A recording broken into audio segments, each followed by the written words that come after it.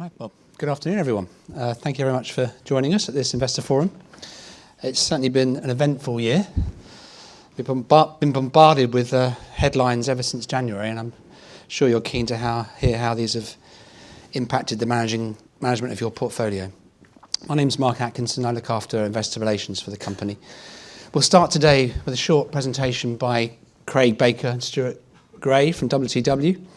They'll be giving you an overview of the portfolio's performance and positioning, including discussing the manager changes that were announced to the London Stock Exchange last week. Then we'll hear from two of the underlying stock pickers, Jonathan Mills from Metropolis and CT Fitzpatrick from Vulcan. CT has travelled all the way here from Birmingham, Alabama, that is. The three presentations will be followed by a Q&A, and at that point, Dean Buckley, the chair of the trust, will join us on the stage. I should say that there are various other board members in the audience here today. I don't know if they want to raise their hands, but they'll all be mingling with you at the drinks afterwards. For those of you in the auditorium, we'll have roving mics for the Q&A.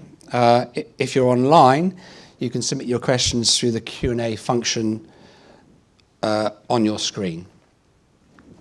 At that point, I'll hand over to Craig.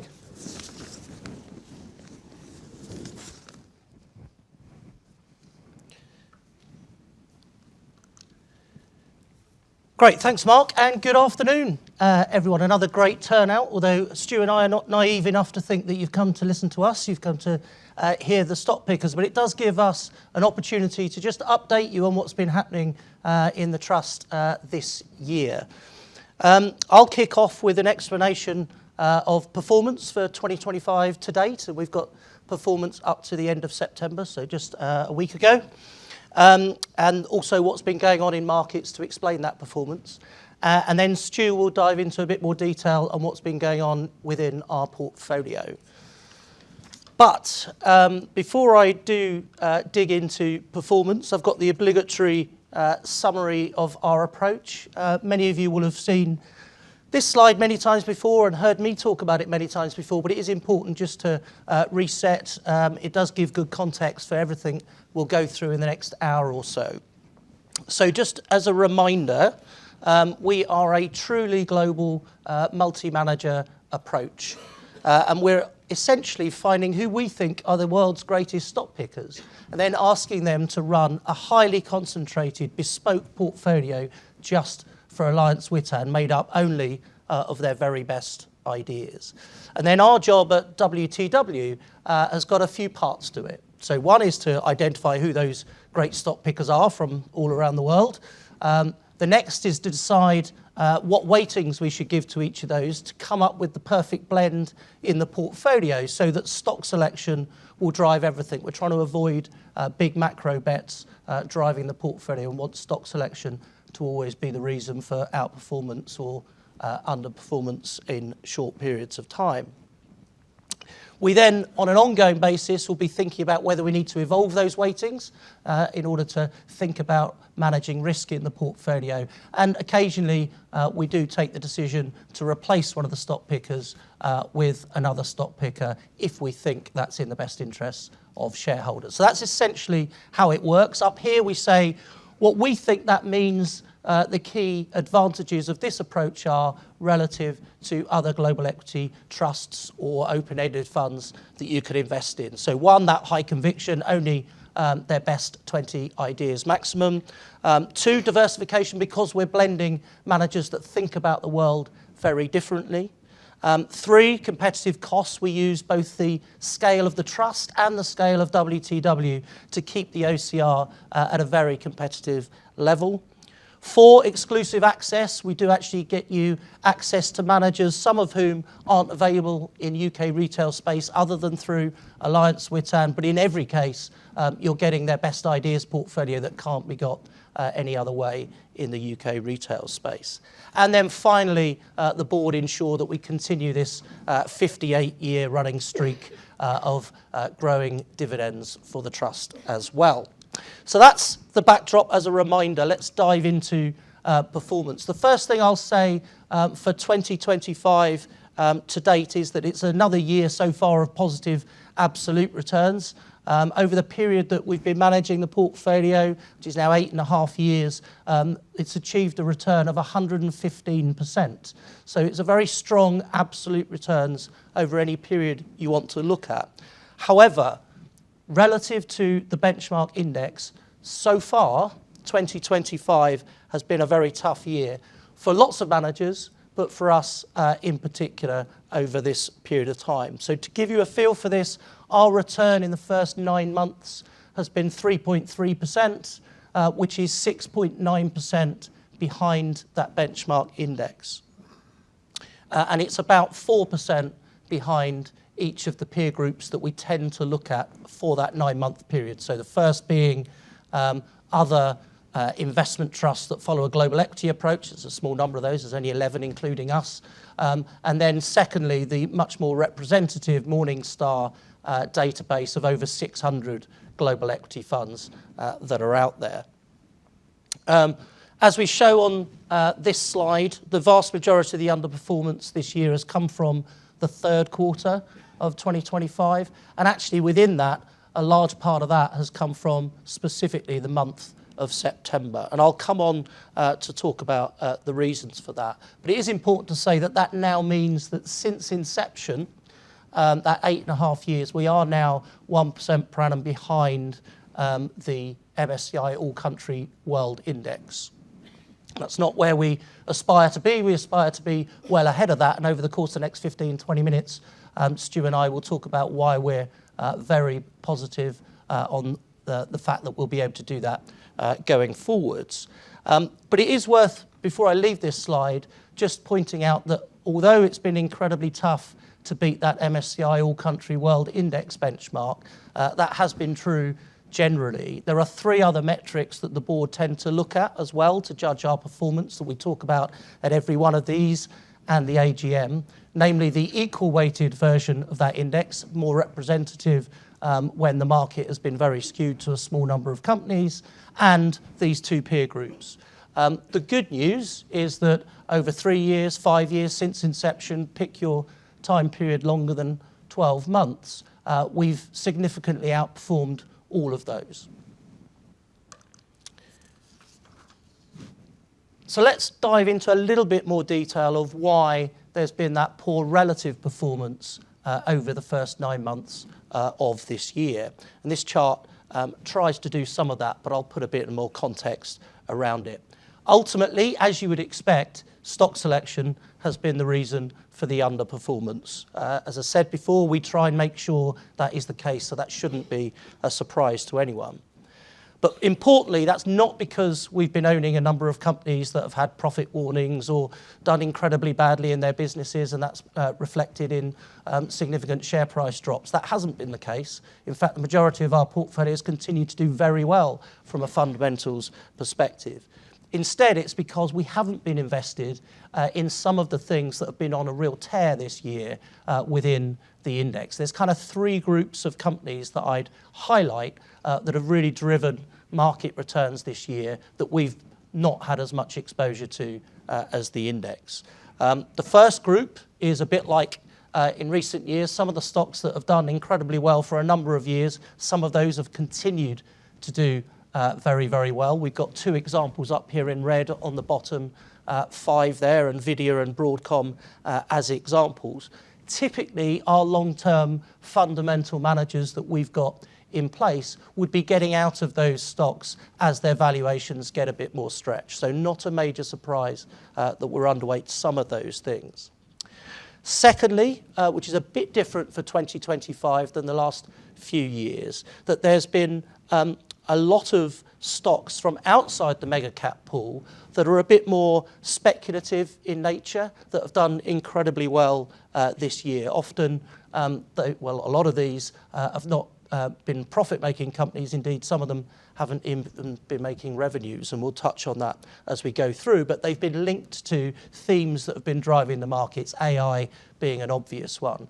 Again, our long-term fundamental stock pickers tend not to be in the more speculative ideas. They tend to be in companies where they can see a path to revenue or profitability over the course of the next few years.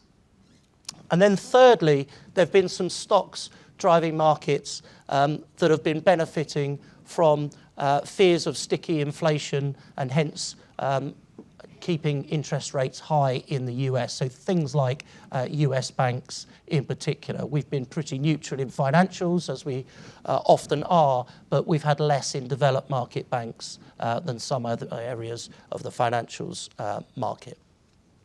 Essentially, we've been underweight momentum in a period where that's been the best performing thing to have.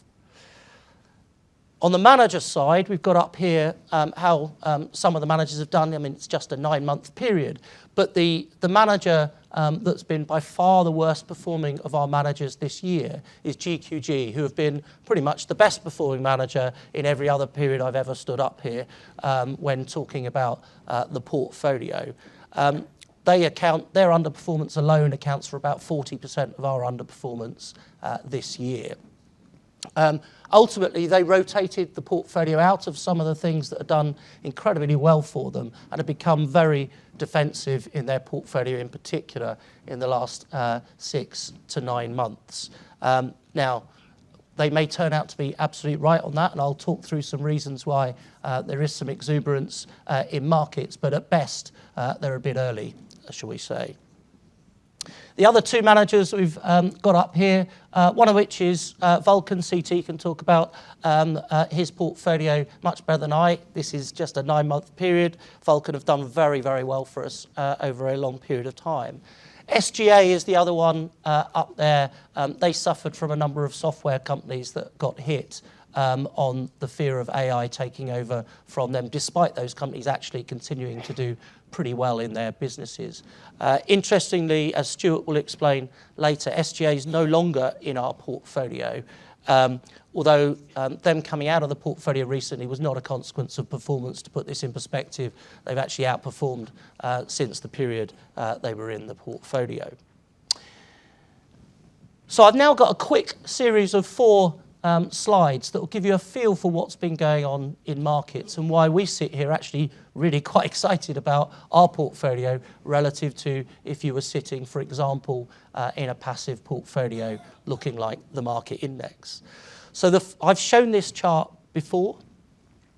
This is an independent assessment of how much uncertainty there is in the world, be it geopolitical, be it what's happening economically. And you can see that there's been an explosion of uncertainty over the course of the last 2 years, 18 months in particular. Not normally a great backdrop for speculative companies with no earnings, and generally not normally that great for equity markets as a whole. Yet a similar gauge on sentiment shows that sentiment's not far off highs, and certainly hasn't been falling in recent times. And then when you actually take it to global equity markets, you can see that momentum has really been driving everything, as I said before. A number of the companies that have done really well in share price terms seem to just keep going up as if there's almost no limit to their price. What's interesting is that there have been a few things just in the last 2 days that have been coming out. I've put up here an example of an FT article yesterday where the Bank of England were warning about some of the dangers to valuations given the AI theme. And Jamie Dimon of JP Morgan came out last night talking about more widely valuations in the US equity market and some concerns there as well. But this chart is really interesting. So over this 9 months that we've seen in 2025, the average return here from loss-making businesses has been 25%, whereas for those making profits, 9%. You can see that some of these loss-making companies have been driving markets. They're not the things that we want to be sitting necessarily hitting. I'm not saying that these are all going to be bad companies or that we have nothing in the portfolio that is interesting in that sense. What we're saying, though, is that there's a huge number of them doing incredibly well.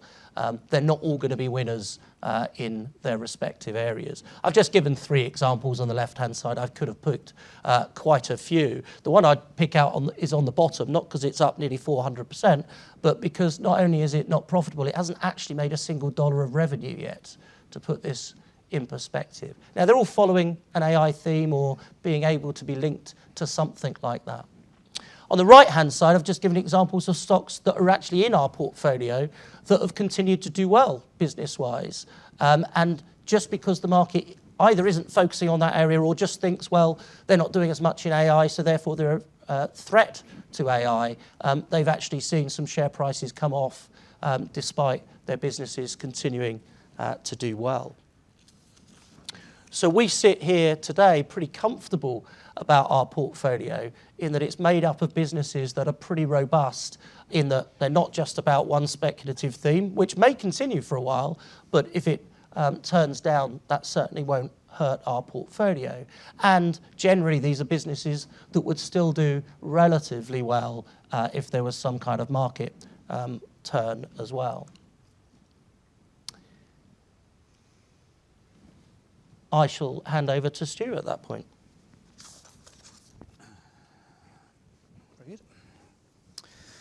Great. Thank you very much, Craig, and good afternoon, everybody. So talking a little bit more about the portfolio in detail, I'll try and rattle through this so you can hear from the stock pickers. But we're showing the top active weights in the portfolio currently. There's a few things to say on this slide, but the first thing I normally say is that when you talk to an individual stock picker, they'll always show you their top 10 or 20 stocks and say, these are my highest conviction positions, and these will really drive the performance of the portfolio. But remember that in Alliance Witan, we ask our stock pickers to only invest in their top 10 or 20 stocks. And hence, every company in Alliance Witan's portfolio is one of the very highest conviction ideas of our stock pickers. So Alliance Witan is very much about the whole portfolio, not just about the top 10. Nevertheless, we show you the top 10 positions. A couple of things very quickly. You can see that companies like Nvidia, Broadcom, these are companies that we've owned in the portfolio in the past, we've been overweight in the past, but as Craig described, our stock pickers have generally been taking some profits as these have appreciated in value very considerably. So we've now got quite a lot of underweights to some of these large US companies. Conversely, you can see a couple of names that are big positions, big active bets in the portfolio that are not your typical active bets. So whilst we still own companies like Microsoft and Meta and Amazon, our biggest active weights are in companies like Everest or in Progressive or Diageo. And I'll let CT and Jonathan maybe talk about this a little bit later in the session. I will spend a bit more time talking about managers. So this is our manager lineup that you'll have seen several times before. Again, as Craig described, our role is to make sure that we have the best stock pickers in your portfolio at any given time. So we have a whole roster of stock pickers that we rate very highly, and our goal is to get the best stock pickers in the portfolio that fit best together. We evolve the portfolio gradually, and every time we make a change, we're trying to make the portfolio better. So, as you may well recall, about a year ago, almost to the day, we made a manager change. We brought in EdgePoint and Jennison. And if you remember, EdgePoint we brought in, they go down the cap spectrum. They find some deeply undervalued companies in the smaller cap space when the whole market seems to be focused on large cap tech. We think they're bringing in some fantastic opportunities, and they've been doing a great job in the last year. Jennison we brought in because they focus on growth companies that are accelerating their growth rates. As you can imagine, given what Craig said about momentum in this market, they've been a great addition to the portfolio, and they've been one of the few managers doing very well in this recent environment. And if we roll forward to today, or perhaps last week, you'll have seen the announcement that we brought in 2 new stock pickers. So we brought in Artisan Partners and Brown Advisory. So again, we're trying to improve the portfolio and bring something new to the lineup. So I'll talk about what they do in a little bit more detail in a second. Brown tends to focus on large cap quality companies. They replaced SGA. Artisan, a value manager, they're replacing Arga.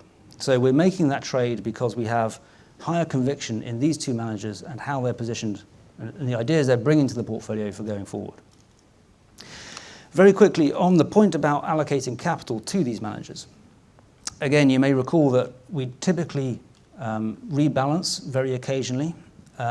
We know that managers go through cycles. Sometimes they're outperforming, sometimes they're underperforming. No one outperforms all the time in a straight line. So typically when managers outperform for a period, we tend to trim some capital away. And typically if managers are underperforming, we'll add some capital. And that helps us maintain some balance in the portfolio and hopefully gain from some of those cycles through time. This year, though, because momentum has been such a strong driver, and because we're seeing such massive divergence now between outperformers and underperformers, these boundaries are widening. And so we're widening a little bit our boundaries around this rebalance approach. So we actually have not been very aggressively rebalancing the portfolio because of today's market momentum. So it's a balance between applying discipline to the portfolio, but doing that in the context of the environment that we're in today. So, there's your slide, Craig. I'll come back to that one. I'll talk a little bit about Artisan and why we're bringing them in. So, as I said, value investing philosophy, but Dan and Mike, based out in Milwaukee, they've been managing global value portfolios for a couple of decades. Dan has more than 30 years experience. He has around 20 years experience having founded his own value investing franchise with Artisan, a couple of decades as a PM, not just as an analyst in a portfolio, as a lead portfolio manager on his strategy. He's running north of $30 billion. He's been very successful for a very long period of time. Bringing that experience to the portfolio today in a market which has as much noise as we have right now, I think is very important. Also, his focus on the US. He is a global investor, but he has a bias to the US in this portfolio. Everyone says the US is an overvalued market. It's all about growth. Actually, there's a lot of opportunity in the US. It's a very deep market. There's a lot of companies. Dan is finding some really undervalued businesses that are good quality companies, but undervalued in the US. And that's really compelling for the portfolio today. Brown Advisory, run by Mick and Bertie, their focus is on quality companies. Now, it's hard to describe a quality approach with it sounding quite similar to most other quality approaches.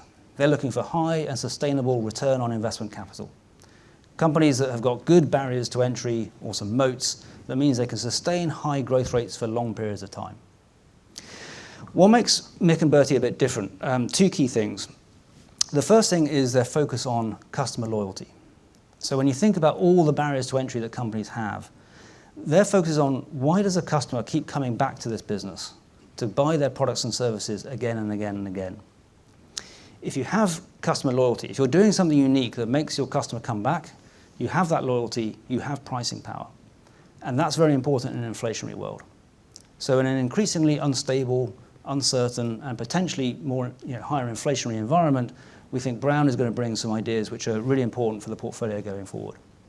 So very excited to have those two new stock pickers bringing ideas to your portfolio.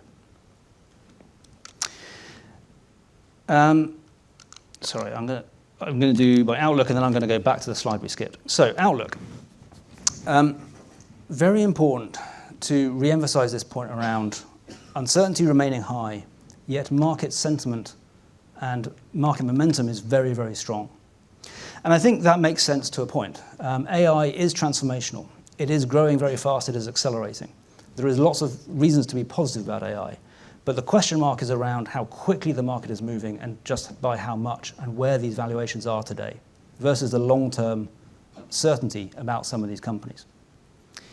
As I said, in a market where there's an incredible amount of noise, our conviction comes from the fact that we have stock pickers in the portfolio that have decades of experience as professional money managers.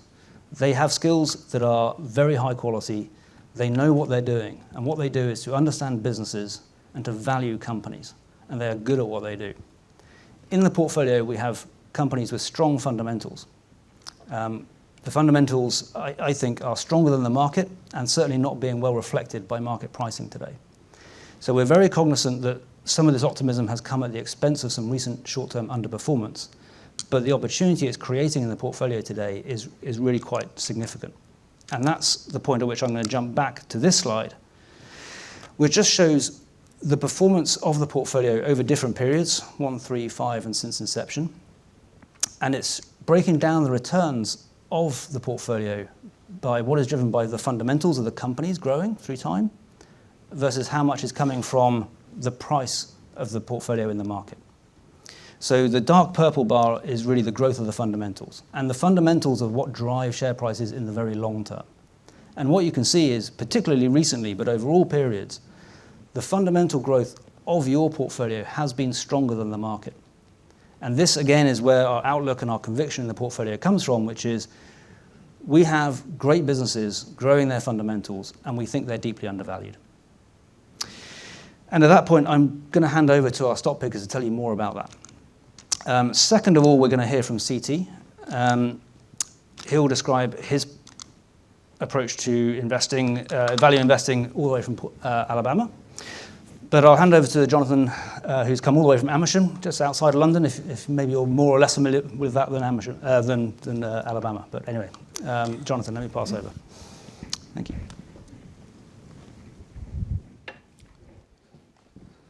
Thanks, Stu, and thank you for inviting me to present here today. So, my name's Jonathan Mills. I co-manage the Metropolis Value Fund with Simon Denison Smith. I've known Simon, worked with him, and invested with him for 35 years. We first met at Bain & Company, the strategy consultants, and after advising companies for 4 years, we set up businesses ourselves in the software industry and the media industry. We grew those businesses by organic growth and by acquisition. And the acquisitions, we made 30 of them over that period. And in 2008, we moved into public markets. We transferred the skills that we developed in private markets into public investing. So we think that that background as business builders, founders, buyers, and investors is different. We do very detailed analysis on the companies we invest in, just like we did when we were buying whole companies. We do a private equity style of due diligence on them. And we have a long-term mindset. So we think about businesses as if we're going to hold them forever. Our holding period is actually 5 years in public market equities, average holding period. It's a low turnover strategy. In the past year or so, we've outperformed the market, despite having low exposure to the Mag 7. The two that are biggest detractors, Diageo, which was on the list earlier, and Kubota, have been hit by Trump trade tariff issues. We think that's overblown in those cases. Overall, our approach finds high-quality businesses which are undervalued, underpriced for particular reasons. We categorize those reasons under these 4 headings. So the first, golden nuggets in muddy waters. These are industries that generally have poor economics. The average company in one of these sectors wouldn't be a good investment long term. But we've invested with exceptional high-quality companies that have always gained share in those sectors and will do well in the future. The second category is cyclical market leaders. So these are industries that may be out of favor. But again, we're investing with market leaders. They gain share during downturns. And these industries are not going away. We can normalize through the cycle. The third category of companies, these are companies that look like they're superficially fully valued. But when we look at the long-term drivers of their success and future success, we can see that the market is actually undervaluing their growth. And then finally, there are companies that have slowed down, and they've been punished by the stock market. Growth investors have given up on them, and they're now trading below their intrinsic values, below their discounted cash flows. This is the other way we look at our portfolio. On the vertical axis, you've got the 1-year forward multiple against free cash flow. That's essentially the price that they're trading at in the market. On the horizontal axis, you've got the annual growth rate of cash flow that we're modeling over the medium term. So the solid line is the line of intrinsic value, fair value. Given our discount rate, that represents the price you should be willing to pay for a company growing its cash flows at those percentages. Obviously, you should pay more for businesses growing cash flows more. Anything above the line is overvalued. We've put Oracle on there. It was in the portfolio for over 8 years. We sold it recently. It's way above what we think is a fair value for Oracle. It's on the watch list. It would need to come down to get back into the portfolio. By definition, our portfolio is below that line. What this is really showing is that we're looking for value across the growth spectrum. So a traditional deep value manager will only look on the left-hand side of this chart, because that's where you see the low price earnings, price to book ratios. We think it's possible to find value across the growth spectrum. It's more difficult as you move to the right-hand side. There's maybe more quality there and typically less value, but there are examples of value. So in a moment, I'm going to talk about these 2 stocks, which are 2 of our more recent stocks and 2 of our more undervalued stocks. We track the intrinsic value of our portfolio over time. This is a bottom-up analysis that comes from the valuation models of each of the businesses. Our aim is always to grow that over time. The market value, obviously, is what is in the price in the market at the moment. That gap is the margin of safety. That reached a very high level in October 2022, and our performance subsequent to that has been very good. At the moment, it's still above average, so that bodes well potentially for the portfolio. This shows the characteristics of the portfolio. It has a higher return on equity than the index, which represents quality. It does that with less debt, so less risk in that sense. It trades on a lower PE. And also in terms of revenue growth, the portfolio is growing at about 11% year-on-year revenue growth. The market, S&P, is growing at about 5 to 6%. So we think that combination of characteristics is very positive. So the first company I'm going to talk about is Whitbread. It was founded about 300 years ago, a short walk from here. For most of its history, it was a brewer and a pub owner. Today, it's got one very dominant brand, Premier Inn. Can I ask the audience, who here has stayed at a Premier Inn? That's a pretty big majority. It also has these smaller brands, which are food and beverage brands, which essentially support Premier Inn. They're usually attached to the hotels. So Premier Inn, so Whitbread, rather, was the owner of Costa Coffee until just before COVID. It built that up from scratch, and it sold it to Coca-Cola for $3.9 billion. A very good deal. When you look back at how it was 20 years ago, it was primarily a food and beverage business. Costa would have been in there. Now, its vast majority is room revenue.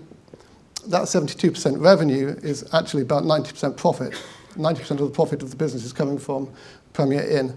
And it's coming from Premier Inn UK, where it has 840 hotels. It also has 60 hotels in Germany. That's a startup business for it, and it's not making any money yet. So focusing on the UK Premier Inn business, you can see that it's primarily a domestic market. It has less business from inbound travelers.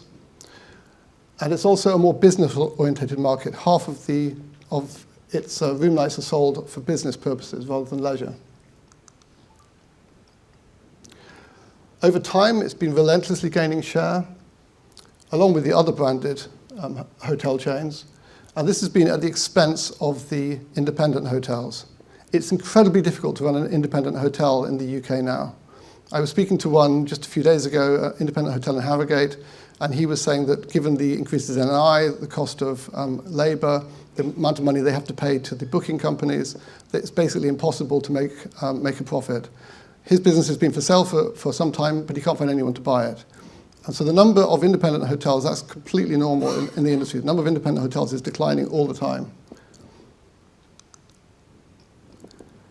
Premier Inn, when you look across the globe, is quite unique.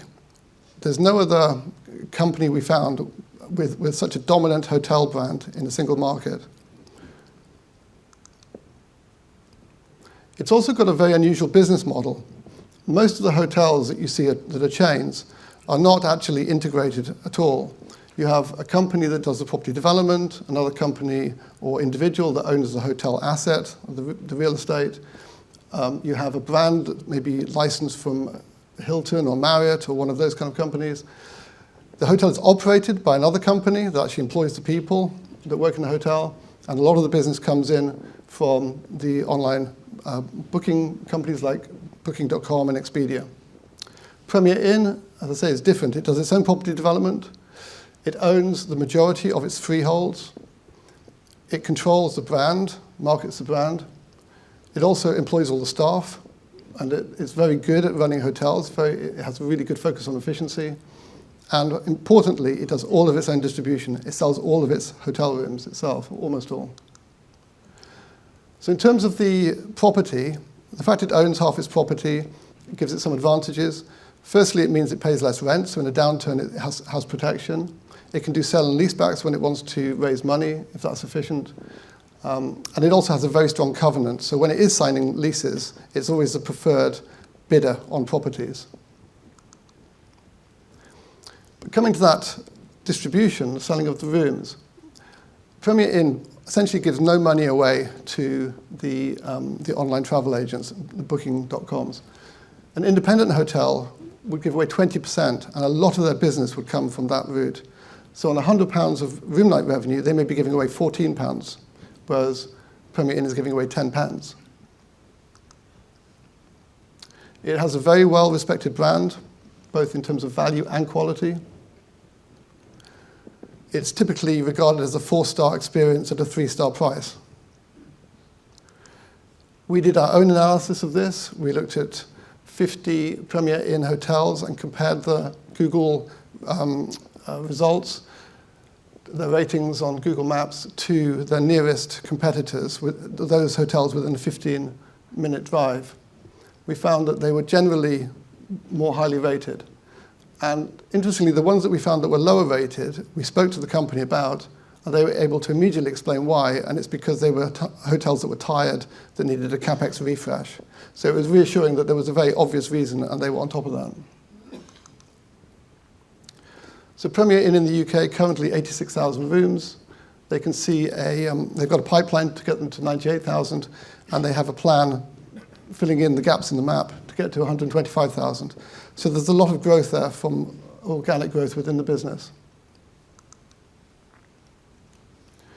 In terms of valuation, it's trading on a low multiple of normalized free cash flow, about 11 times at our purchase price. And it has a lot of property backing. The value of the properties that they own is about the same as the enterprise value of the whole business. So why is it undervalued? Well, people are concerned about downturns in the economy, potential recessions. We always look back over time. We like to invest in companies that have a long history so we can see how they've done in past recessions. When you look at Premier Inn in the GFC, it did go down a little bit, but it wasn't much, and it bounced back quickly. The key is that it's a budget hotel chain, so people often downgrade to it if they're trying to save money. So overall, you see a business which has got a unique vertical integration. It's got a very big scale advantage compared to its competitors. It's got direct distribution, which saves it a lot of money. It's a leading and trusted brand, and it's got a very strong balance sheet. Second company I want to talk about is a bit further away from us, in terms of its headquarters at least, HCA Healthcare. It used to be called Hospital Corporation of America. So you may think that the US would have the vast majority of its hospitals would be profit-making hospitals. They're not. Only about 20% of hospitals in the US make a profit. 80% are non-profit. Of those, about 20% owned by government, state or federal, and 59%, the vast majority, are owned by foundations, attached to universities, local charities, that kind of thing. Now, critically, the for-profit hospitals, because of their scale and efficiency, operate at a lower cost. Inpatient costs at those hospitals are significantly lower than the non-profits. That means that they can make a profit while still serving customers at the same price. So HCA was founded in 1968 by the Frist family, who are actually doctors. It has 191 hospitals across the US. It also has seven high-profile hospitals in London and another one elsewhere in the UK. It operates in 20 out of the 50 US states. It has over 2,000 other treatment centers attached to the hospitals. It's really a significant business. It's a 100 billion market cap business. And to give some scale to the operations, it has 50,000 hospital beds, which is about the same as Sweden, Denmark, and Norway combined, their entire healthcare systems. Its market share across the whole of the US is only 6%, but when you look in the locations that it's based, it's 27%. And that concentration, that local market share, is very important. So it gets about a third of its revenue from Medicare, another 11% from Medicaid. That's all government funding. It has no ability to negotiate price on that. It's told the price of every procedure, and it has to either operate, do the work at those prices or not. It makes money by being more efficient than its competitors. But on the 50%, which is the commercial insurance, it can negotiate higher prices than smaller hospitals because it's so important in its local areas, it can't be left out of insurance plans. Everyone knows that demographic trends in terms of aging are good for the healthcare industry. It's obviously more expensive to look after older people than younger people, so it benefits from that trend. But it also benefits from another trend because it's located in states in the US where the population is growing. About half of its business is in Florida and in Texas, which are growing their populations very steadily, forecast to grow over 1% a year for the next 20 years.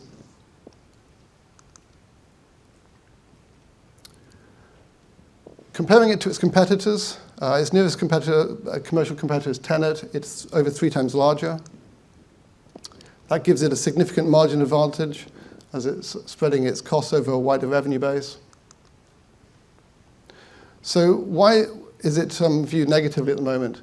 Well, essentially, it's 2 legislative Trump-related issues: the potential reduction in Medicaid in the Big Beautiful Bill, and the rollback of extra subsidies in Obamacare that Biden brought in. In fact, these are the 2 reasons right now that the US government is shut down. I didn't realize when I decided to present this that this would be the cause of the government shutdown, but it is. Because the Democrats have dug their heels in on these 2 points. They've dug their heels in because they know it's such a popular issue. So we've also quantified these, and they represent a very small percentage of HCA's revenue. They're in no way a catastrophe for HCA, even if they go through as Trump has suggested. There have been many changes to the US healthcare system over the last couple of decades. The Deficit Reduction Act was potentially a big threat. Obamacare, the Affordable Care Act, that was a potentially big threat. There was Trump's first term, there was COVID. But throughout that time, HCA has grown its revenue and also grown its profits. That's turned into an exceptional share price performance. On a total return basis, reinvesting dividends, its share price has gone up 17 times since it floated in 2011, compared to the market, which has done very well, but it's only up 4 times in comparison. The Frist family still own 30% of the business. So we like that. We like it when there's owners that have a strong share in the business. The chairman is from that family. He's the son of the founder. And the CEO, who we've met, we think is exceptional. He's been in the business over 40 years, and he himself has a $500 million share in the business now. It's been built up over time. The CFO has been there for over 30 years. Very impressive management team. They buy back shares on a very systematic basis, very strong capital allocation. And they also apply that strong capital allocation to their expansion. When they buy hospitals, they buy loss-making hospitals, usually for more than the build cost, and then they turn them into profitable hospitals by bringing in all the cost savings that they can bring in. So you've got a leading player in an industry that's got secular growth. It's got high margins, an excellent track record, very strong management team. It's also got a strong balance sheet. We reported at a trailing PE of 12 times, a very low valuation. So why? Well, one reason is that, of course, the things I've just said about the threat from Trump and legislation.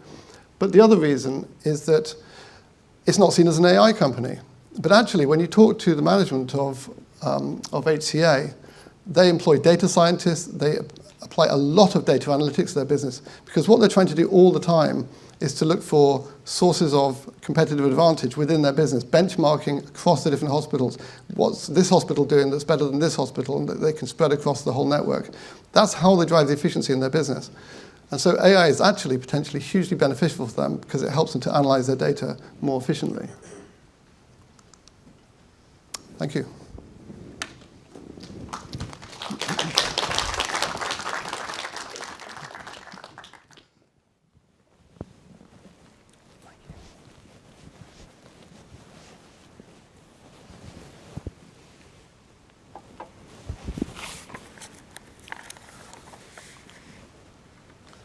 Well, thank you. It's a pleasure to be here today.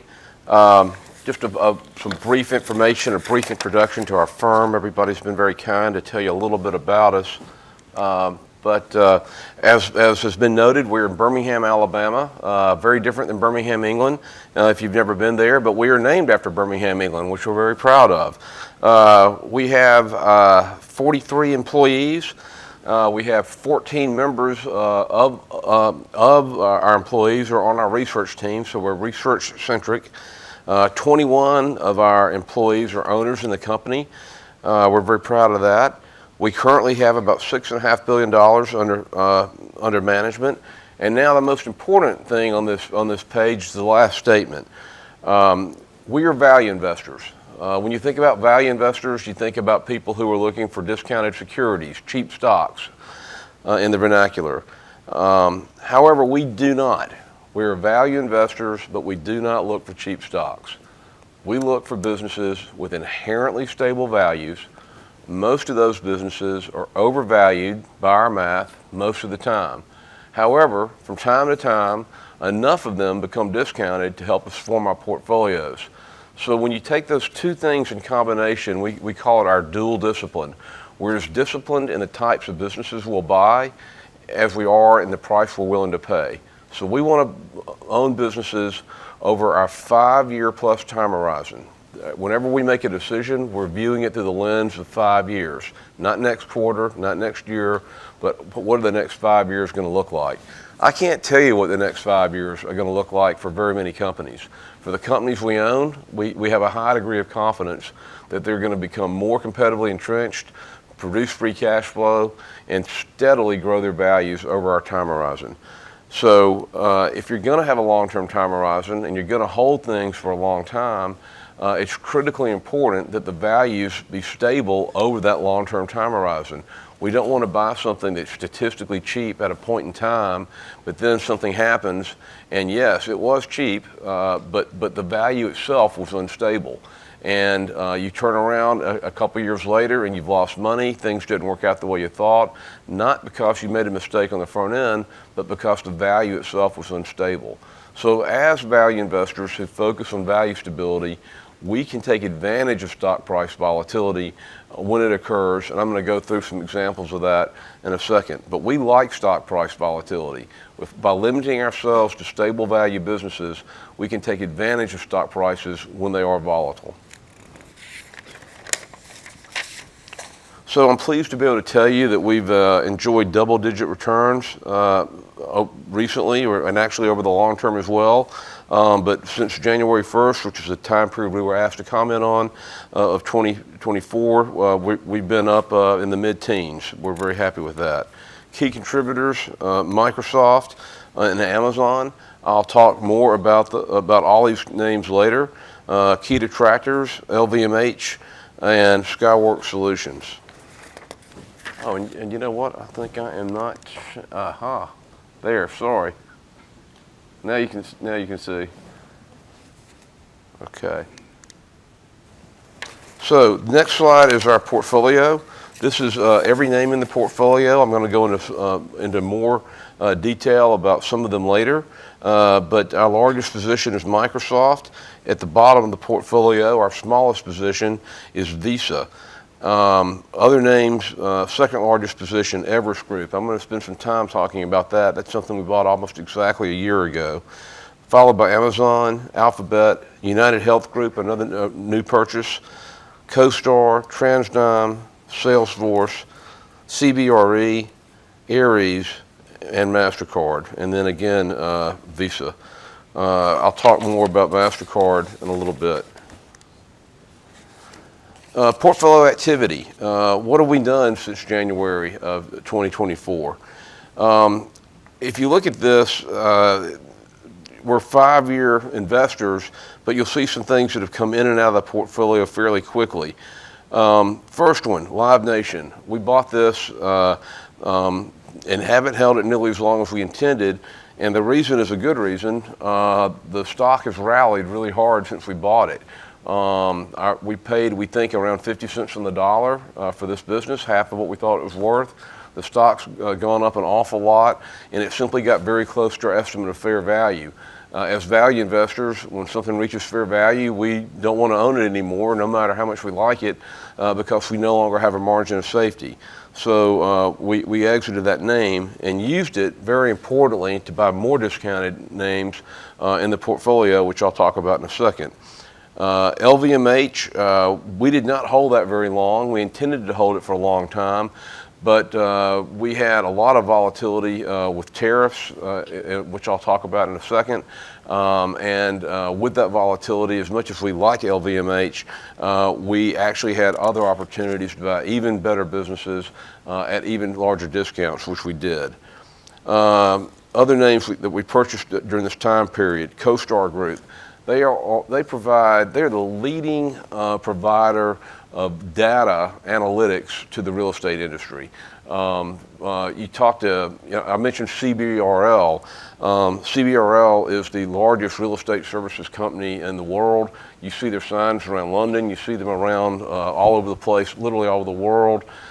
They manage buildings, they lease buildings, they buy and sell buildings, and they are a typical client for CoStar. As is more locally Savills, which of course is headquartered here in the UK and does the same thing, but it's a much smaller company. Wonderful business model. We're really pleased to be able to own that business. Everest Group, I'm going to talk more about that in a second in some detail.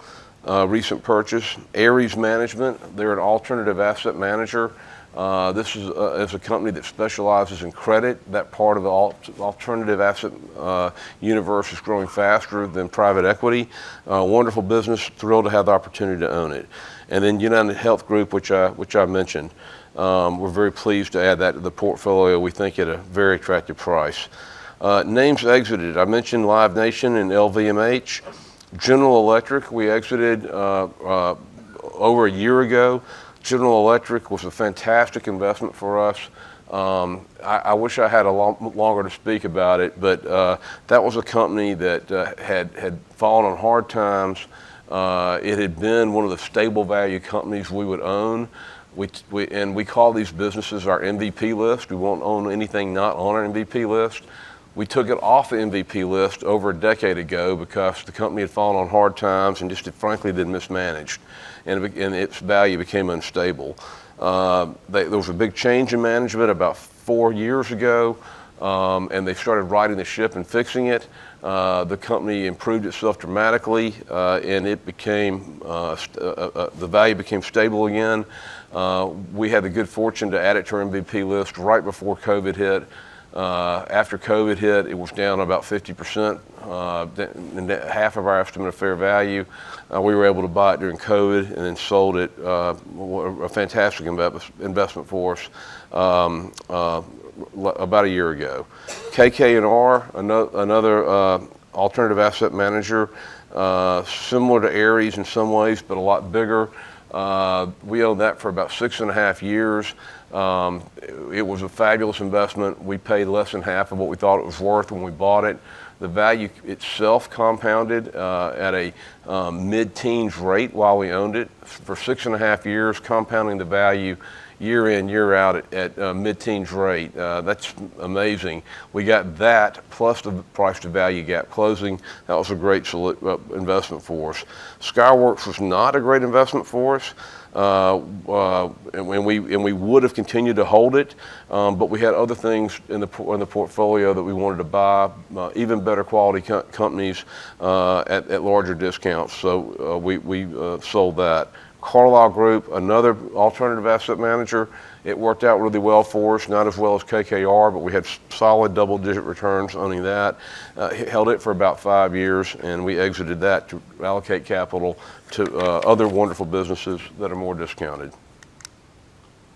The portfolio, as a result of all these things that I've just kind of gone through pretty quickly, our weighted average price to value ratio, that is taking every business that we own and looking at its current stock price and dividing that by our estimate of intrinsic value, and then weighting it by the weights in the portfolio, weighted average present value, is approximately 70%.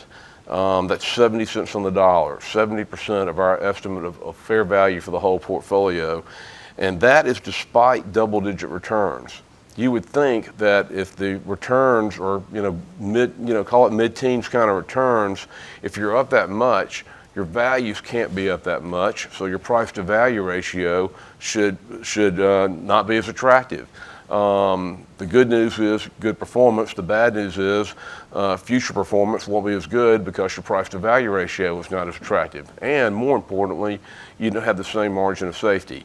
Well, because of reallocating capital from these more fully valued businesses to the more undervalued businesses, following our discipline, we've been able to maintain the price to value ratio at that 70% level, which we're very pleased with, and that's in a market that is not particularly cheap. So we're really happy with that number. A lot of work went into producing that. We have increased our exposure with respect to insurance and healthcare. We have decreased our exposure with respect to payments. Visa and MasterCard's prices have gone up more than their values. We've reduced their weights in the portfolio as a result. And alternative asset managers. You notice that we bought Ares, but we sold two other names, KKR and Carlyle. So net, while we still like that, we're still finding opportunities in that area, our exposure is down from where it was. And our exposure is also down in aerospace. Given our bottom-up investment process, we don't invest with a theme. We don't look at things and say, gee, we think healthcare looks good, let's go find some healthcare companies. However, themes will develop, and I think healthcare and insurance is a theme, I guess, that's developing within our portfolio, but that's from just doing the bottom-up work, name by name, and finding those opportunities. Okay. Everest Group. This is a name, again, that I mentioned that we purchased about a year ago. Thrilled to own it. It's a company that we've owned for maybe 15 years or so in some of our other portfolios. We got completely out of it about 4 years ago, and about 1 year ago we had the opportunity to buy it again. Everest Group started as a small cap company. It grew into a large cap company. It's now one of the top 5 reinsurance companies in the world, located in Bermuda. Insurance is an interesting business. It is more management dependent than a lot of other businesses we look at. A good management team can create tremendous value, and a bad management team can destroy value equally significantly. It's really all about capital allocation. These are financial institutions that have a lot of capital, and how it's allocated matters very, very much. And the key is underwriting discipline.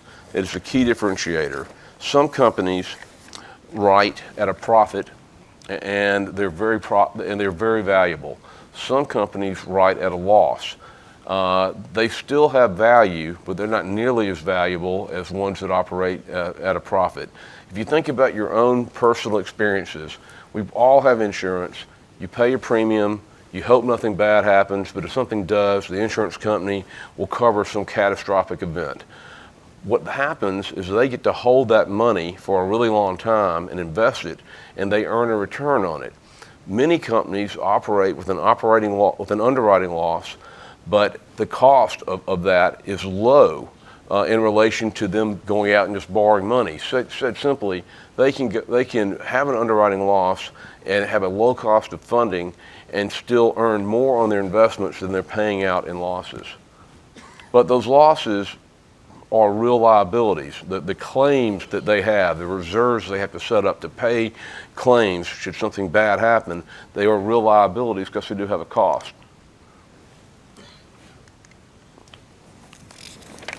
On the other hand, a company that can write these policies and produce an underwriting profit has no economic cost for their liabilities.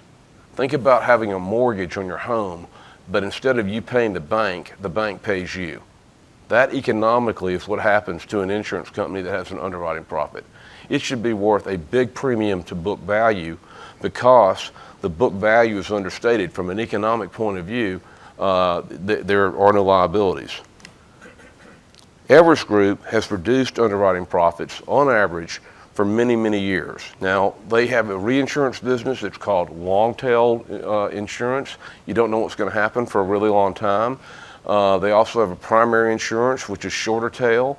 So the results do bounce around year to year, but on average, if you average it out, they operate at a profit. The company maintains a strong balance sheet, and it writes aggressively when markets are hard, meaning that prices are attractive compared to the risk that they're taking, and they have a discipline to pull back during soft markets when pricing is low compared to risks. The stock market tends not to like this because it creates a volatile earning stream. Instead of growing revenues and profits consistently, they'll pull back when it's not profitable to do so. That enables their balance sheet to strengthen while competitors continue to write business that ultimately turns out to be bad. Those competitors inevitably get into trouble. They have to pull back capital because they lose money. Everest steps into the breach when prices rise with a strong balance sheet. They have the capacity to do so, and they grow their value tremendously. When the stock pulls back and it's cheap, like it is today, they take that capital, their free cash flow, which they have a lot of, and repurchase stock. Today, Everest Group is trading at a discount to tangible book value. Theoretically, you could take all their assets, and it's not even really very theoretical, that most of their assets are in bonds. You could take all their assets, liquidate them, settle all the liabilities, and the surplus or tangible book value you could distribute to shareholders. That would be what you would do if you were just earning no money. There was no economic return, but they earn a lot of return. Remember, they have an underwriting profit. So they should be worth, in our view, when you run the math back on all that, at least 2 times book. They're trading at a discount to tangible book value. The company knows this. They're very smart about it. And instead of writing a bunch of aggressive policies right now, they're taking that capital and repurchasing their shares because the return on that, if you think about it for a second, is 100%. Every dollar they spend, they're paying 50 cents for. So we have an immediate 100% return on every dollar of capital they spend. Now, the stock has gone nowhere since we bought it. We've owned it roughly a year. I think it's down approximately 9%. Guess what we're doing? It wasn't the second largest position in the portfolio when we first bought it. Now it is. We keep buying more because it's one of our most discounted names, and the price to value ratio keeps improving because the price is going down. It's hurting us in the short run, but the value is compounding while we're waiting through great capital allocation. So we're thrilled to own this business. It's the kind of business that we would like to own forever. We've had great success in the past. We think it will be successful in the future. Next business I want to talk about is MasterCard.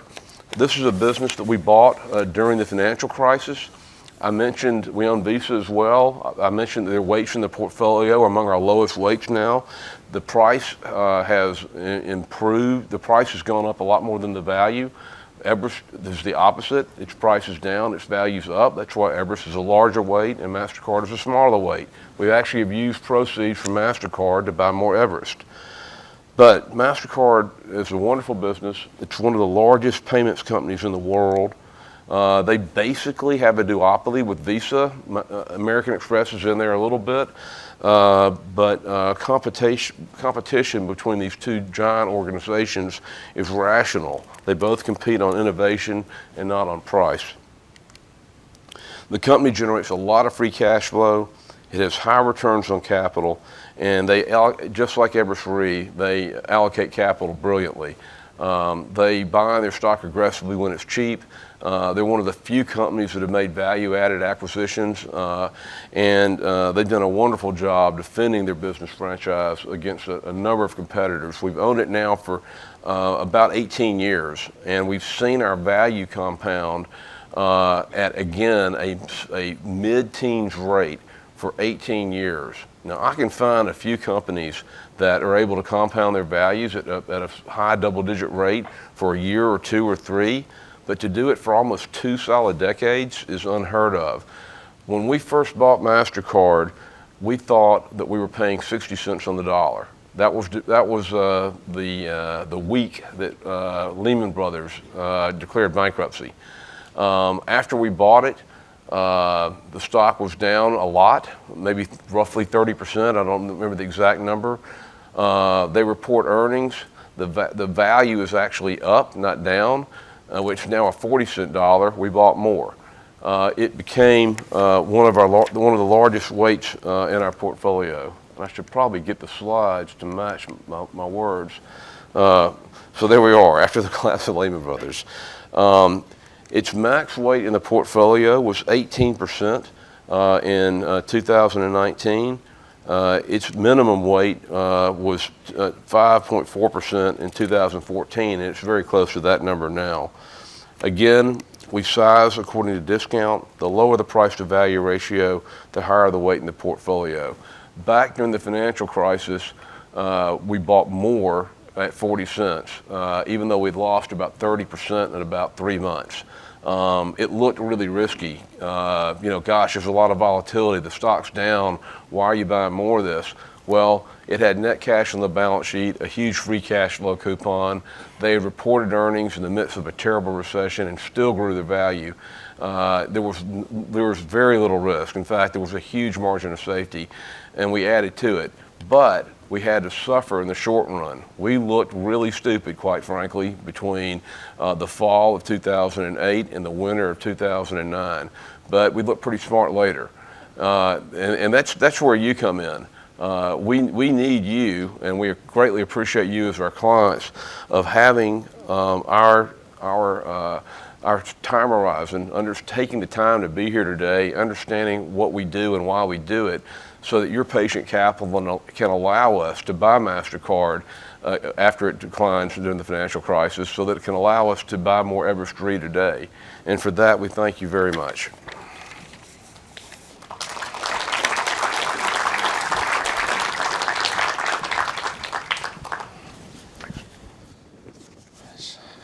So now we'll move to questions.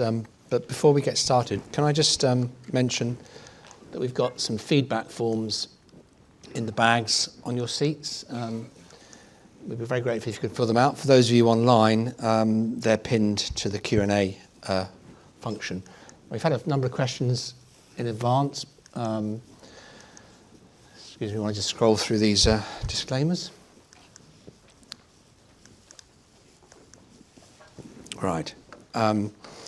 There are roving mics in the room, so if you wouldn't mind just raising your hand, a mic will find you. As I say, online there's a Q&A icon.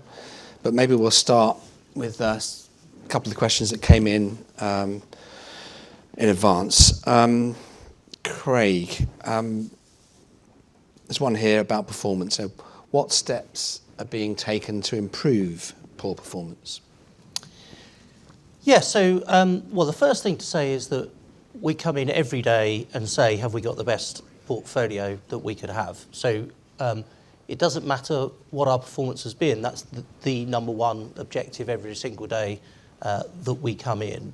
And often in investment, the best thing to do following a period of slightly worse relative performance is actually to do very little if you're very comfortable with the portfolio. And hopefully when we went through the presentation, we sit there actually pretty excited about our portfolio relative to if you were holding a wider index portfolio, given what's been happening in markets. So mostly we're not doing a lot other than what we would normally do, which is challenging each of the stock pickers, understanding how they fit together, seeing whether we've got the right weightings to get the balance right in the portfolio, so that we're not going to be driven by one type of style, one type of impact in the portfolio.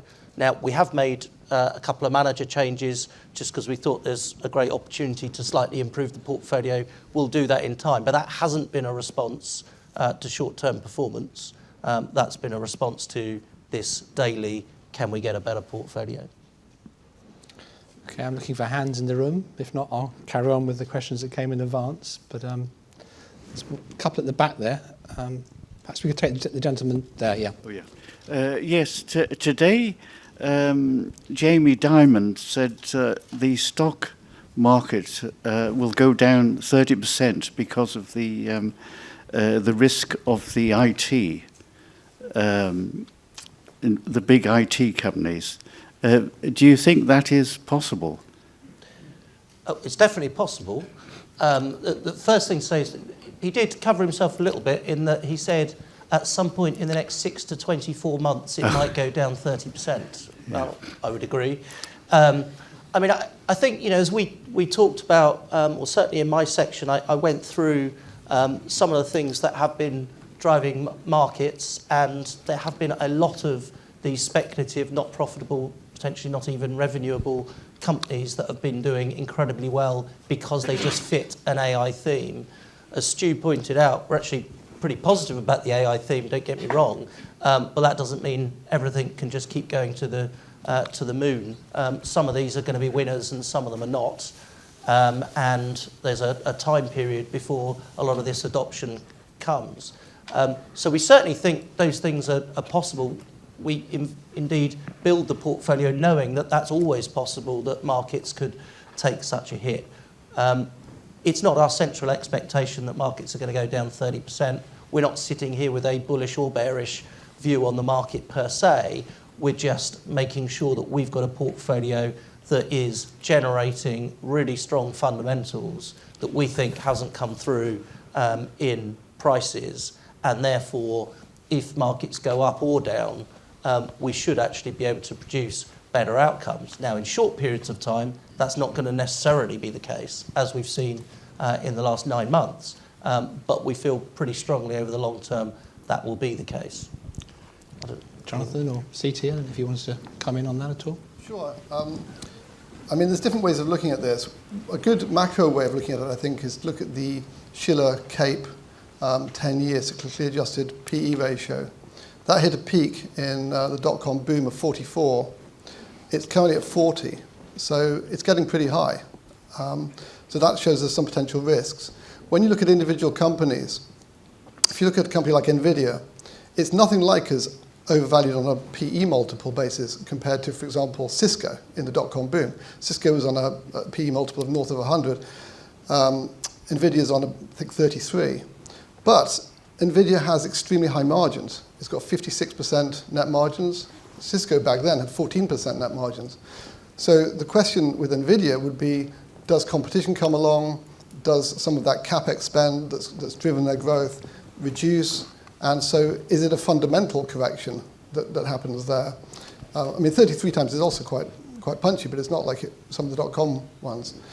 Another example that was in our portfolio, as I mentioned, Oracle, you know, a very strong company, its database business and so on, just incredible businesses, very well established. But it suddenly jumped up 40% in one day because it made this announcement about forward orders having increased from about 150 billion to 450 billion in one quarter. They didn't say where the orders had come from, but it later turned out that 300 billion essentially came from one company. That company's OpenAI. OpenAI has done an amazing thing with ChatGPT, but it's a loss-making business. It has about 10 billion of revenue and it loses about 10 billion. So somehow it's got to fund 300 billion to Oracle over the next few years. And that's only part of what it's signed up for. It's signed up for about $1 trillion of CapEx in one way or another with different companies. So where's that money coming from? It's either coming from financial markets. Maybe they will keep giving it money, but it's a lot of money. Or it's going to come from its own profits. It doesn't have any profits at the moment, so it has to generate them. Now, the bet with OpenAI is that it's going to get to some level of AI, you know, general AI, the level of humans, or even super intelligence, and then it will be able to do all sorts of things that we can't see at the moment, and that will generate lots of profit. And there's no doubt, if it hits some level of AI that's like AGI, its market value will jump, and probably it will get an almost unlimited amount of capital.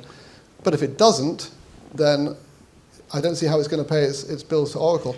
And actually, the funding that Oracle's doing at the moment, building these data centers, it's doing a lot of it itself. It's raising money in the debt markets. So a lot of people are taking a risk on OpenAI, and I think that's clearly an area of concern because the numbers are getting really big. And the numbers compared to the dot-com boom are much, much bigger because then the companies were all relatively new and total percentage of the market, it wasn't as big as it is now. a 50% fall in some of these really huge multi-trillion-dollar companies now would have a much bigger impact on people's net worth than a 70, 80% fall then. Okay, let's carry on with this theme. Bring Stu in here. There's a question online. Someone's asking if there was a market correction and recessionary conditions did arrive, what adjustments might WTW make to the portfolio? Well, that's an interesting question. I mean, I think the portfolio is reasonably well positioned. We're not running a high beta at the moment. The beta is probably a little bit lower than the market. I think a recessionary environment and some price correction in some of these more frothy companies would not necessarily surprise us, and I think the portfolio is very well positioned for more difficult times. What we would do in the portfolio it depends a little bit also on what the stock pickers are doing. We monitor the portfolio every day. We see what's going on with the portfolio. So when our stock pickers rotate capital, I mean, CT described quite well how he resizes positions based on where price to values are moving. Some readjustment may occur in the portfolio without us having to do anything. Nevertheless, we may also find that we want to rebalance capital between some different managers. So given the broad set of managers and styles we have in the portfolio, we have the opportunity to rebalance between different styles depending on where we see the best opportunities and maybe how to better protect the portfolio for different environments. So there was a question at the back there, I think, gentleman. Yes, could I just ask about the FT100 is at a peak as well, but the assets are energy and finance and not IT and AI as the US market is. What's your opinion? Is that due for a fall? Jonathan, I don't know if you're more of a UK... We're a global investor. We're based in the UK, but we're a global investor, so we are looking at global markets. We don't really look at the FTSE. We do see some value in the UK, as you can see. We've invested in Whitbread. We have some other UK names, some of which are actually global businesses that are listed in the UK. But, for example, Ashtead, it's listed in the UK. It's moving to the US. Most of its business is in the US. Diageo is in our portfolio. It's a UK-listed business, but really the UK isn't a big market for it even. So it's very difficult for me to comment on a particular FTSE index stocks, to be honest. Let's go 2 rows back. I think there was a gentleman with his hand up. Could we get the mic to him, please? Thank you. Good afternoon, or I don't know if we've tipped into evening yet. May I say how pleasant it is to hear a voice from the south of the United States this evening. My question relates to something that was remarked on earlier about if one of your managers on the portfolio has underperformed, the likelihood is that you'll actually allocate more capital to them. Now, I understand that from the point of view of having a firm conviction that they are good and they will eventually prove so, but is there not an inherent risk in that you're maybe doubling down on a mistake and something that goes down or proves not to have performed particularly well may have a bit further to go down and therefore you're maybe just doubling down on a mistake? Craig, do you want to take that one? Yeah, so the first thing to say is that the rebalancing isn't like automatic every day. We're trading it to get back to an exact number. But as Stu said, we do on average take the principle that we try and understand what's driven the performance of a manager. We try and break that down as to how much of it has been because they've been, so if they've underperformed, for example, have they underperformed because they've called the fundamentals of the businesses wrongly? Or have they underperformed because their style has been out of favour? If it's the latter, so they've actually been calling the fundamentals of the businesses correctly, their businesses are continuing to accrue value, as CT was explaining on some of the businesses that he was talking about, and it's just been their style that's been out of favour, then we're quite likely to want to give them more.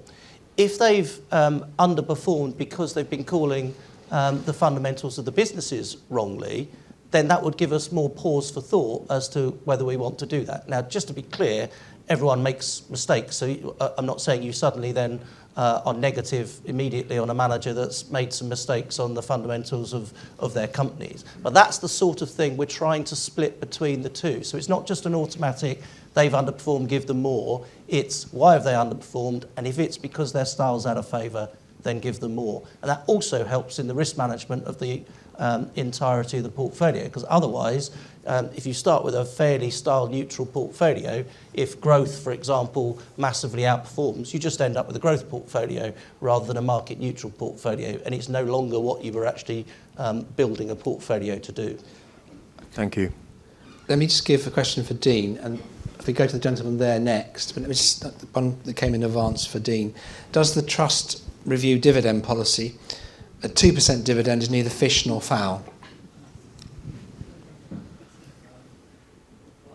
I understand the idiom, but I don't believe that there are only the options of fish and fowl in terms of a dividend strategy for the board.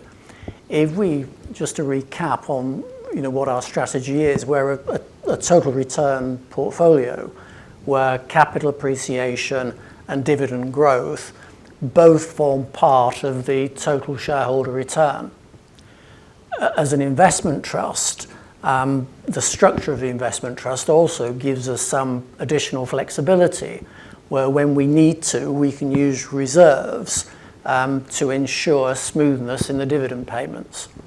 And I think most of you will know that we've managed to increase our dividend for 58 consecutive years, which is something that the board is very proud of and something that we hope to maintain moving forward.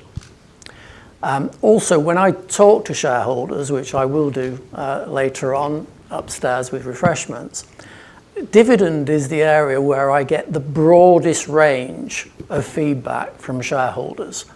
And I guess the fish argument is that we shouldn't pay any dividend at all, and that all of the return to shareholders should come from capital appreciation. The fowl argument is that we should pay a much bigger dividend, possibly as a fixed percentage of NAV, which some of the other investment companies do. The problem with that is that it leads to a volatile dividend and possibly a dividend that could fall in the future.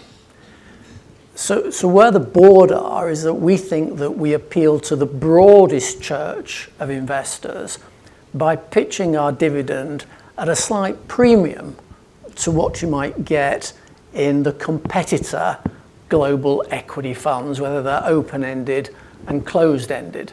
And broadly speaking, an index fund in global equities will deliver a yield of about 1.4%. Our yield is 2.1%. That yield, that dividend is sustainable, and it's at a level that we can grow in the future. And that's something that the board are firmly committed to doing. Okay, let's go to the gentleman there. We've heard a bit about some American companies, and obviously the excitement of AI is mainly American. But could you remind me a little bit about the geographical breakdown of the portfolio? This is a global equity trust in terms of its weighting to the US versus Europe or Japan, for example. Yeah. And secondly, could you say something about discount management?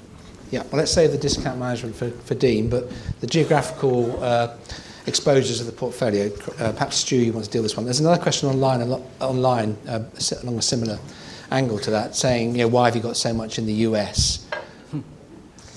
Well, Craig's just given me the numbers. So I think, again, by principle, we're not trying to take very significant macro bets versus the market. So the portfolio looks broadly similar to the market in terms of its geographical exposures. That said, we are underweight the US. So we've been underweight the US actually for quite some time, but it's, in an absolute sense, it makes up the majority of the portfolio. So it's a bit over 50, where are we? 50, can't even read that, about high 50s% in the US. So again, it depends if you want to look at it. It's a high exposure in absolute terms, but underweight relative to the market. In our view, it's sized appropriately because the US market is significant in size. There's a lot of companies, a lot of opportunities. So we want to take advantage of the opportunity set available.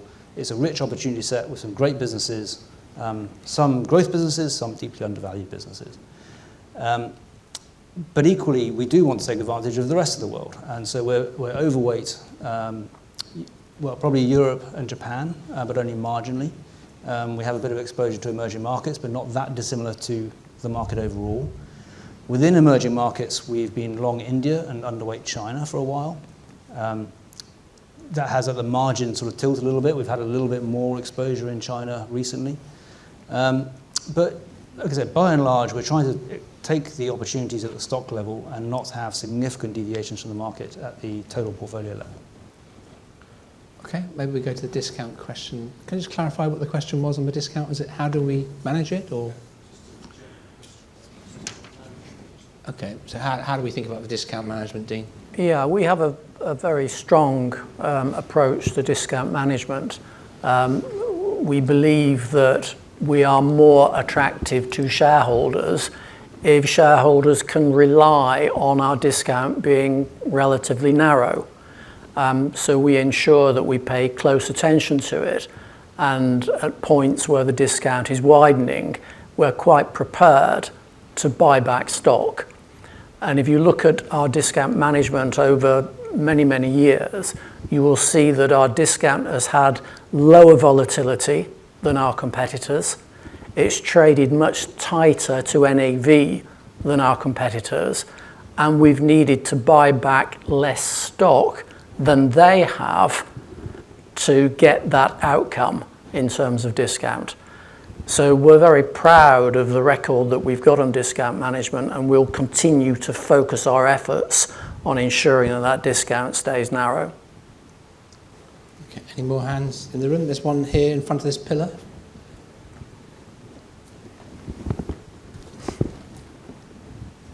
Thank you. We've heard quite sort of an eloquent exposition of how the investment case is made for individual firms.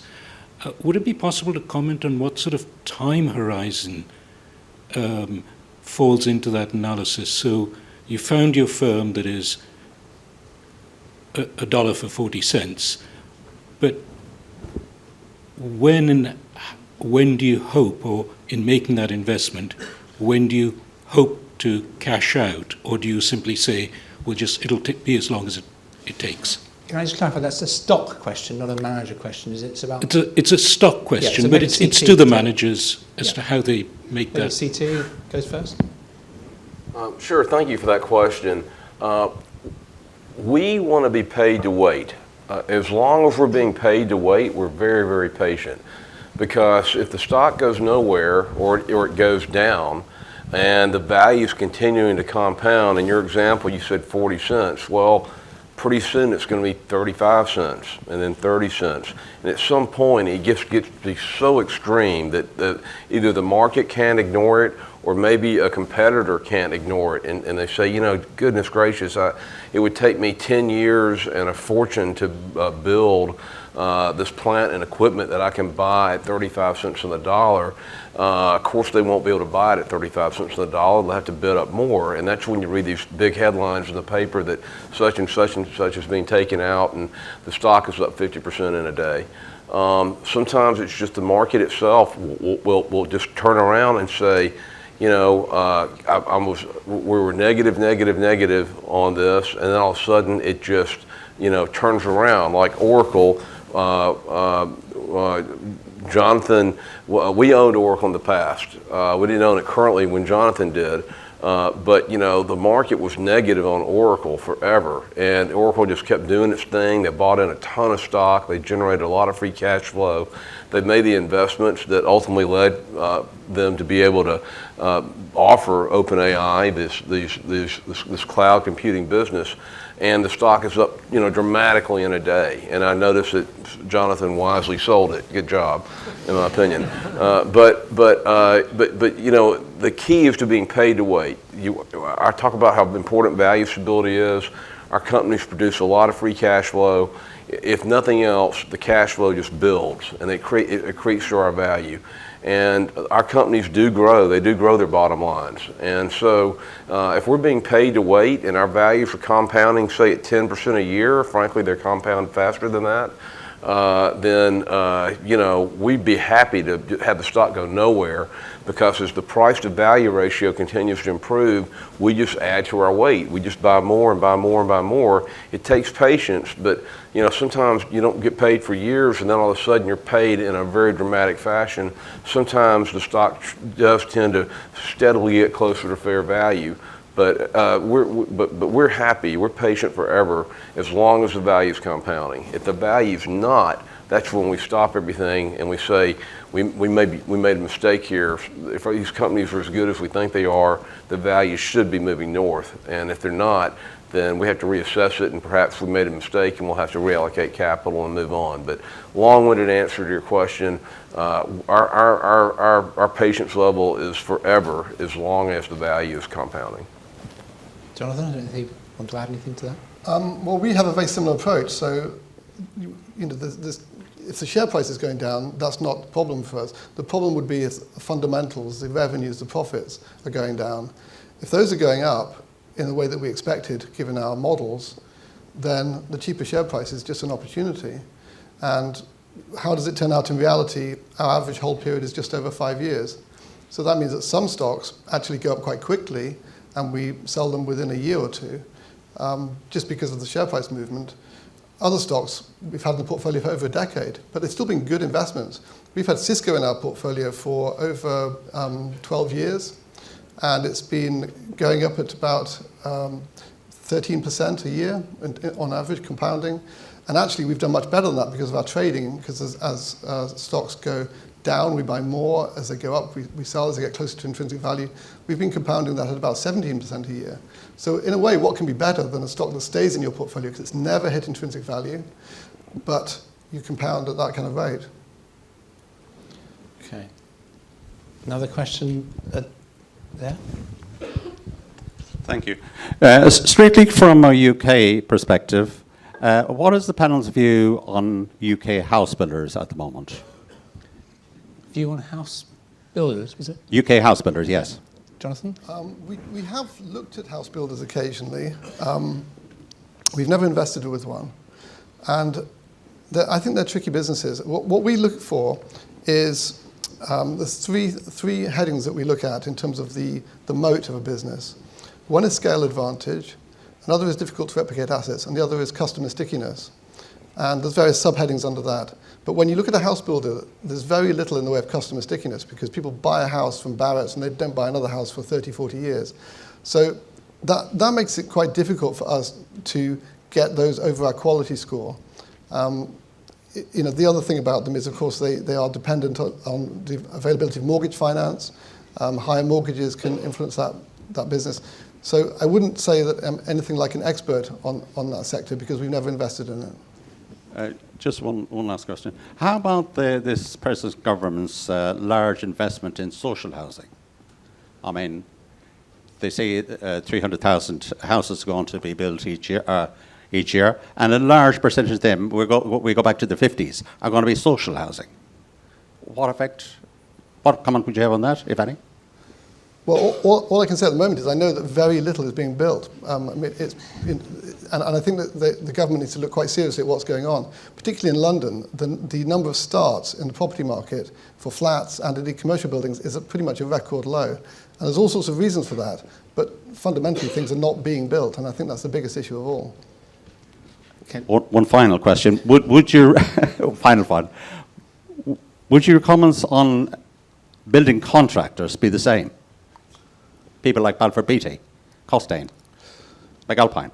They wouldn't pass our quality test as a business. It's very unlikely they will pass our quality test, because we just don't see the sustainable moat in those businesses. And businesses that live from contract to contract, I don't know if you've ever dealt with the builder. We've all dealt with builders. It can go horribly wrong sometimes. Okay, there was a question right at the back, I think, if we could go there. But before we take that question, let the microphone get up there first. There's one that came in advance. Perhaps this one's for you, Stu. It's saying the number of managers has increased in recent years. How has this impacted performance, and do you have plans to reduce the number of managers? That's interesting. So We have 11 managers in the portfolio. We normally say it's around 10 managers, and I think we've guided 8 to 12 would be the typical range. But around 10 is about the right number. There's no perfect number. I think the key for us is not getting the number of managers per se, it's getting the right portfolio. And when we look at how markets have evolved, particularly since we've been running it for 8 years for Alliance Witan, particularly the last 5 years, the growth of these tech companies, the skew within the index and the market, we've increased the number of managers to help us manage the overall exposures, bring more diversity, bring more idea generation. It's given us more levers to pull in what has been a very unusual market environment. So I would say, broadly speaking, having more managers has been helpful to us in managing the portfolio. I would say it's been additive. But you can't necessarily directly link the number of managers to the exact performance number. That link isn't as direct. So I'm not targeting to bring the number of managers down per se. I mean, it certainly could come down from 11 back to 10, for example. It could go up to 12. But we don't target the number of managers. We target the right portfolio. Okay. So perhaps we could take that question at the back. We've been going an hour and a half, so perhaps 1 or 2 more questions, and I'm sure everyone will appreciate some refreshments. But Two questions. The last one is hopefully just I was a bit tongue-in-cheek. First question, 224 companies in the portfolio. Are you over-diversified? Craig? Are we over-diversified? Well, we definitely don't think we're over-diversified. We think that we're running a risk that's appropriate for how much we think we can outperform over the long term. I mean, ultimately, we're underperformed the index by 6.9% in the last 9 months. It doesn't look as though we're over-diversified. We think we can significantly outperform. We've been running portfolios on the institutional side with actually a lot more managers, more stocks that have performed over a very long period by significant amounts relative to index. But that's absolutely something we debate every day. I mean, this comes into the how many managers and the like. We think most multi-manager approaches do end up a bit over-diversified, which is exactly why we follow the best ideas, maximum of 20 stocks idea. Apart from the emerging markets specialist portfolio that does have more stocks, which is what brings it up to that 220 number. But no, we don't think we're over-diversified.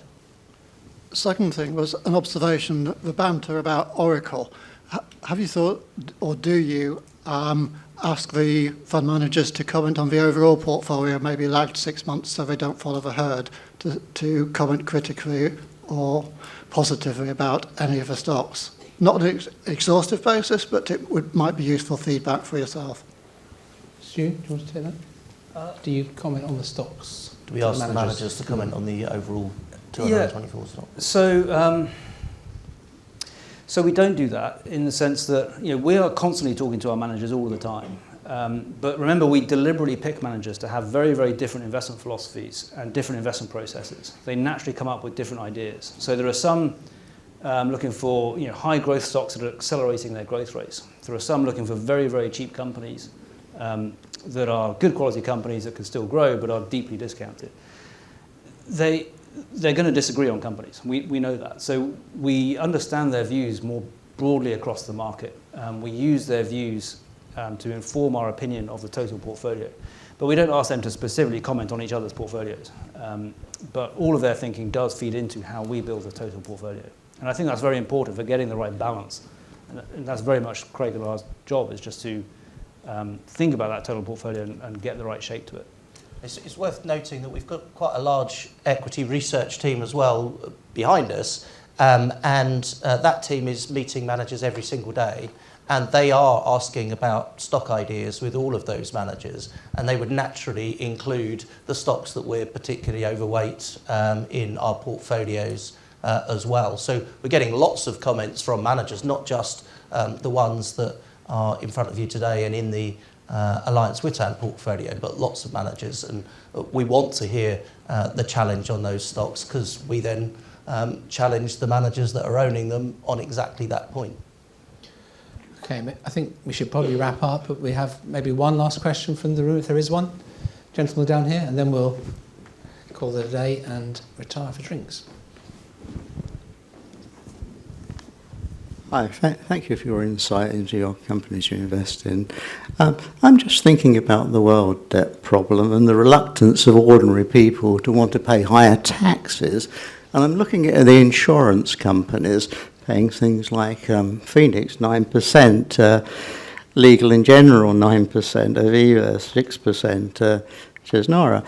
And it suggests to me that people think these are highly risky companies. As you know, with our 44-day Prime Minister, it nearly crashed the whole market because they'd have to go around selling stuff. And as you know, the 29 crash itself was set off by a small bank in Austria, I believe. I believe also the man who predicted the last crash here, 2008, the American chap, I can't remember his name, made a lot of money out of shorting the property market or whatever it was. He said he really didn't understand. He studied insurance companies for a whole year and didn't understand how they got these returns and things. And so I'm a little bit worried about people thinking that these companies are not uninvestable at these rates of return. Well, I mean, we've got an example of an insurance company, I think that CT spoke about. I'm thinking more our own ones. I don't know anything about the ones there. Yeah, well, we've got Admiral Insurance in our portfolio. It's quite a small position now because it's gone up a lot, but Admiral is an amazing company. It's gained market share in the UK motor industry consistently over time. It's now the leading motor insurer in the UK. It's a low-cost operator, very efficient business. It's also got businesses across Europe which are growing. But we think that Admiral is a long-term winner in the motor insurance space. It's also gaining share in home insurance. So we like it as a company. We like the management team there. Would we invest in any other motor insurer in the UK? Probably not. But I'm thinking about the LDI insurer, the insurers of the, they're paying these huge amounts out. And how is it sustainable? And are people thinking they're highly risky? And could they bring the market down? Perhaps we can continue the discussion upstairs over a drink. Thank you. But I think we're 10 minutes over time, so if we could just say thank you to the panellists and please join us upstairs for a drink and something. Well done.